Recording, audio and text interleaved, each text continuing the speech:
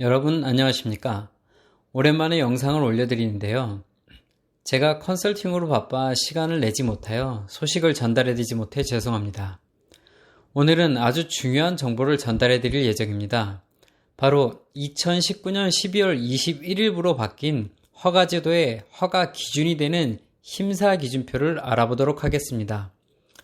허가제도가 시행된 지금은 설립하고자 하는 모든 요양원, 죄아감보호센터 등 요양시설은 장기 요양기간 지정심사기준표에 채점을 통해 합격 점수를 받아야만 설립이 가능합니다. 이 심사기준표는 기본이 되는 항목과 구성 요소는 어느 시나 다 비슷하지만 각 항목의 세부적인 배점 기준이나 한두 항목 정도는 시마다 다를 수 있다는 것이 포인트입니다. 즉, 요양기간은 시장의 인허가를 득해야 하므로 각 시마다 조금씩 기준이 달라도 된다는 근거를 바탕에 두고 있습니다. 내가 하고자 하는 지역의 채점 기준이 어떻게 되고 항목이 무엇인지 알고 싶으시다면 설립하고자 하는 지역의 시청 홈페이지에 들어가셔서 입법 예고를 찾아보시면 됩니다.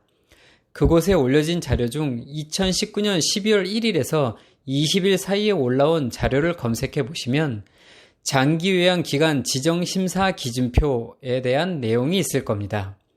한 가지 우스운 사실은 시행일이 2019년 12월 21일인데 불과 일주일도 남기지 않고 시청 홈페이지에 고지하였다는 것입니다. 잘 생각해 보십시오. 입법 예고입니다. 입법 실시가 아니고요. 다음 사진을 보시면 심사기준표를 만들었으니 누구나 보고 부당하다고 생각되는 부분에 대한 의견을 제출하라고도 되어 있습니다. 그 말인즉슨 현장에 있는 운영자들의 의견을 비록 시행일 며칠 안 남았더라도 들어보고 수정할 부분은 수정하겠다는 얘기 아닐까요?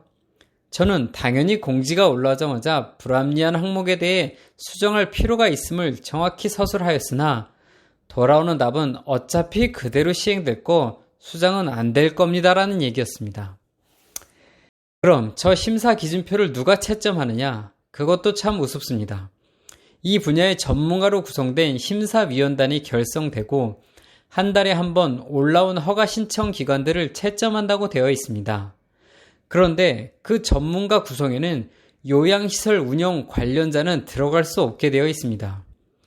그렇다면 요양시설을 운영해 본 적도 없고 어떻게 돌아가는 건지 들여다본 적도 없는 사람들이 전문가라고 모여서 심사를 하며 허가를 내준다는 사실입니다. 이게 얼마나 허접한 시스템인지 여러분 아시겠지요? 힘없는 일개시민이 어쩌겠습니까? 자, 그럼 심사기준표 내용을 하나씩 들여다보도록 하겠습니다. 다시 한번 말씀드리지만 본 채점표는 경기도 위치한 시 중 하나를 예로 보여드리는 것이며 다른 시는 아주 조금씩 점수 배정이 다르거나 한두 가지 항목이 다를 수 있다는 것 유념하시길 바랍니다. 총 점수의 합계는 100점 만점으로 되어 있으며 80점 이상을 받아야만 허가를 받을 수 있습니다. 부족하거나 점수 미달 시 수정하고 보충하여 다음 달 심사 때 재심사를 요청해야 합니다. 먼저 설치 운영자 및 시설의 서비스 제공 능력을 보는 항목입니다. 시설을 설치하고자 하는 대표가 예전에 다른 시설을 운영하다가 업무정지 등의 행정처분을 받은 이력이 있다면 업무정지 일수에 따라 5점에서 15점까지 감점됩니다. 또한 대표뿐만 아니라 전에 운영하던 시설에서 장기요양요원이 행정처분을 받은 이력이 있더라도 5점에서 10점의 감점이 이루어집니다. 다음 급여 제공 이력입니다. 이전에 운영하던 시설에 잦은 휴업이나 폐업한 이력이 있다면 감점입니다. 감점 상세 항목을 보시면 휴폐업을 한 번만 했어도 감점이 10점이나 됩니다. 분명 잦은 휴폐업을 할 시 감점이라고 하였는데 단 한 번만 휴폐업한 경력이 있어도 10점을 감점한다는 얘기입니다. 제가 이 부분에 대하여 건의한 게 있는데요. 전에 기관을 운영하다 질병 또는 피치 못할 사고, 시설물의 손괴 등의 이유로 인한 불가항력의 경우는 제외시켜줘야 하는 거 아니냐고 이의를 제기했으나 묵살되었습니다. 이제 겨우 두 가지 내용을 보셨는데 아마도 눈치채신 분들이 계실 겁니다. 바로 감점의 크기인데요. 하나만 잘못돼도 5점에서 20점씩 감점되니 한두 가지만 부족해도 허가는 물 건너간다는 얘기입니다. 허가제로 바뀐 이유 자체가 시설 설립을 더 어렵게 하려는 의도이니 쉽지 않다는 걸 아실 수 있겠지요. 그 다음 항목을 보시면 시설장의 경력이 얼마나 있느냐에 따라 1에서 5점을 준다는 내용입니다. 다음은 서비스 제공 계획의 적절성을 판단하는 부분입니다. 여기서는 제출해야 하는 사업 계획서 및 시설 현황을 토대로 심사하기 때문에 꼼꼼하고 충분한 내용의 사업 계획서를 제출하는 게 중요합니다. 보통 100에서 200페이지 분량은 되므로 미리 잘 공부하시어 빠지는 내용 없도록 하셔야 합니다. 사업 계획서 안에는 운영 규정, 직원들의 업무 내용, 프로그램 실행 내용, 케어 방법 등 운영에 관련된 모든 내용이 집약되어 있어야 하므로 컨설팅 받으시는 걸 추천드립니다. 다음은 자원관리의 체계성 및 적절성입니다. 시설의 운영위원회를 구성하였는지, 재무회계 규칙에 맞게 예산을 작성하였는지 살펴봅니다. 또 그 지역 다른 의료기관 등과 연계가 되는 것인지, 지역사회의 다양한 교류가 이루어지는지에 대한 내용을 제출해야 합니다. 그리고 시설 원가의 80% 대출 제한 규정을 잘 지켰는지도 당연히 체크합니다. 다음 항목은 인력관리의 적절성 부분입니다. 근로계약서는 법에 맞게 작성되고 계약되었는지, 4대 보험 등 정확히 이루어졌는지 확인합니다. 또한 직원의 복지에 얼마나 힘쓰고 있는지에 대한 항목도 살펴보므로 엄연한 개인 사업의 월권을 행사하는 모습도 보이고 있습니다. 직원 채용의 투명성 확보 계획까지 보지요.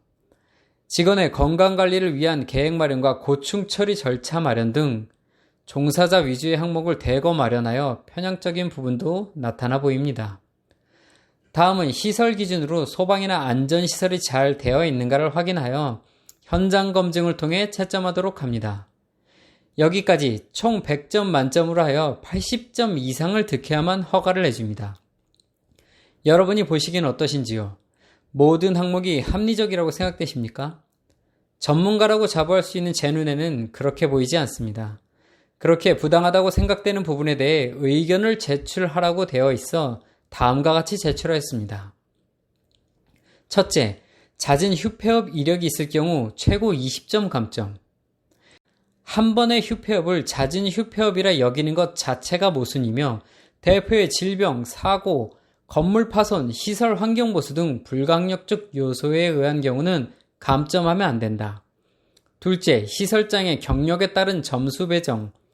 시설장 및 대표자의 경력에 따른 점수를 배정한다면 당연히 시설장을 구인할 때 경력자 위주로만 하여 1, 2년차 채용을 기피하게 될 것입니다.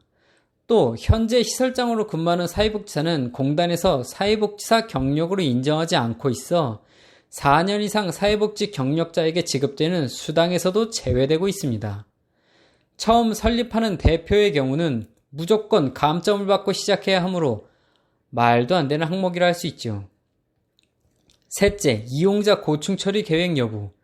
대부분 이용자는 치매 환자이며 고충의 대부분이 비상식적이고 객관적이지 못함을 주로 이루고 있습니다. 본 채점표의 고충 처리 마련 여부라는 표현은 너무 추상적이고 광범위하며 운영상 현실적이고 타당한 고충 처리 계획을 보여야 하므로 수정이 필요합니다. 넷째, 지역사회 보건의료 서비스 연계 계획. 지역사회 의료기관과의 연계는 일방적일 수 없으며 지방의 경우 연계가 어려울 수도 있습니다. 오히려 시가 나서서 도와주고 연결해줘야 하는 게 아닙니까? 다섯째, 시설 부채 비율 준수 및 재무상태 건전 여부. 건설 원가의 80% 이상 채무를 두면 안 된다라는 원법에 위배되지 않는 것으로 모든 것은 된다고 생각합니다. 그 이상 개인의 자산 현황 또는 재무 건전성을 살펴보려 든다면 적합하지 않습니다. 여섯째, 직원 급여의 적절성 여부. 최저임금 및 근로기준법에 어긋나지만 않는다면 문제될 것이 없습니다. 기관의 대표와 종사자 간 계약에 의한 것이므로 그 이상의 간섭은 적절하지 않습니다. 일곱째, 종사자 채용 절차의 투명성. 기본적인 구인은 대부분 워크넷을 통해 이루어집니다. 그러나 워크넷에 구인 공고를 올려 직원을 구하려면 반드시 사업자 등록증이 있어야만 올릴 수 있습니다. 근데 어떤지 아십니까? 현재 요양기관을 설립하여 허가를 받고 사업 등록증을 받으려면 직원이 먼저 구해져 있어야 됩니다. 이게 무슨 모순인지요? 이런 현실적인 모순부터 해결해야 됩니다. 8째, 직원의 건강관리 계획. 나라에서 시행하는 직장인 건강검진을 확인하라는 항목이면 찬성이지만 그 이상 대표의 사비를 털어가며 언제 그만둘지도 모르는 직원들의 기타 건강검사 및 관리를 유지하라는 항목이면 적절하지 못하다고 생각합니다. 자, 어떠신지요? 제가 이렇듯 불합리하다 여겨지는 항목이나 수정 및 보완이 필요하다 요청한 모든 것에 대해 완전 묵살되었습니다. 이러한 시행안은 시행 전 국민의 의견을 듣고 수정이 필요한지 조사한 뒤 필요시 재구성하게 되어 있습니다. 그럼에도 의견을 제출하는 공지도 형식적이며 공지 시행 며칠 전 광고도 없이 그냥 올려 알지도 못하게 하고 정말이지 엉망이라 할 수 있습니다. 자, 아무튼 여러분께서는 반드시 설립하고자 하는 지역의 시청 홈페이지에 들어가셔서 기준 채점표를 미리 보시고 합격 전수를 맞을 수 있도록 준비하셔야 된다는 것 꼭 알아두시길 바랍니다. 감사합니다.